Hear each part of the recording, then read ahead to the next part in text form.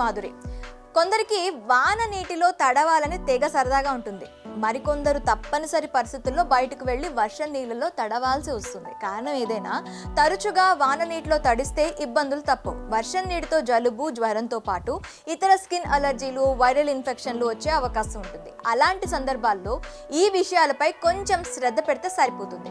వర్షాలు ఖచ్చితంగా వేసవి నుంచి ఉపశమనాన్ని కలిగిస్తాయి. అయితే తరచుగా వర్షంలో తడిస్తే అనేక అనారోగ్య సమస్యలు వస్తాయని, ఈ సీజన్లో చాలా మందిలో రోగనిరోధక శక్తి బలపడుతుందని అంటున్నారు. ఇక ఈ సీజన్లో మంచి ఆహారం తీసుకోవడం, జీవన శైలిలో కొన్ని మార్పుల ద్వారా రోగాలు దరిచేరకుండా ఆరోగ్యంగా ఉండవచ్చు. ఈ సీజన్లో ఏమాత్రం నిర్లక్ష్యం చేసినా ఆసుపత్రి చుట్టూ తిరగాల్సి ఉంటుంది. వర్షాకాలంలో పిల్లలతో పాటు ఇంటి పెద్దల పట్ల కూడా ప్రత్యేక శ్రద్ధ తీసుకోవాలి. ఇంట్లోని పిల్లలు, వృద్ధులలో రోగనిరోధక శక్తి పెంచడానికి, అనారోగ్యం బారిన పడకుండా రక్షించుకోవడానికి కొన్ని సింపుల్ చిట్కాలు పాటించండి. వర్షాకాలంలో ఎక్కువ మంది చాలా త్వరగా జలుబు, దగ్గు బారిన పడుతుంటారు. అలాంటి పరిస్థితుల్లో చికాకుగా ఉంటుంది. రోజంతా ముక్కు కారుతూ ఇబ్బంది పడతారు. ఇలాంటి పరిస్థితుల్లో మీరు మీ ముఖాన్ని పదే పదే చేతులతో తాకినట్లయితే బ్యాక్టీరియా సంక్రమణ ప్రమాదం పెరుగుతూ ఉంటుంది.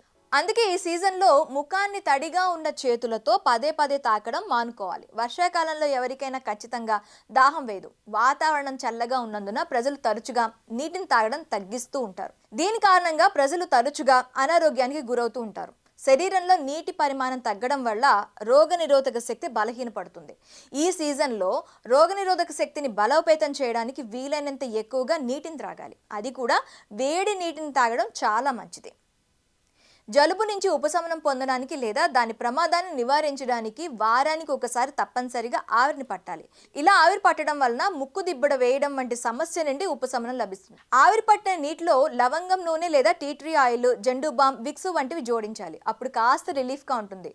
గోరువెచ్చని నీటితో పుక్కలించండి. ఇక జలుబు వచ్చిన వెంటనే ఈ సమస్య నుంచి బయటపడాలి అంటే ముందుగా గోరువెచ్చని నీటిలో ఉప్పు కలిపి పుక్కలించాలి. ఇది గొంతు నొప్పి సమస్యను చాలా వరకు నయం చేస్తుంది. ఇక వర్షాకాలంలో సాధ్యమైనంత వరకు వేడిగా ఉండే ఆహారాన్ని తింటే మంచిది.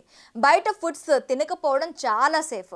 ఇక రోడ్డు పక్కన పానీపూరి బండ్ల దగ్గర క్యూలో నిల్చోకపోవడం చాలా మంచిది. వర్షాకాలం నీరు తరచుగా కలుషితం అవుతూ ఉంటుంది.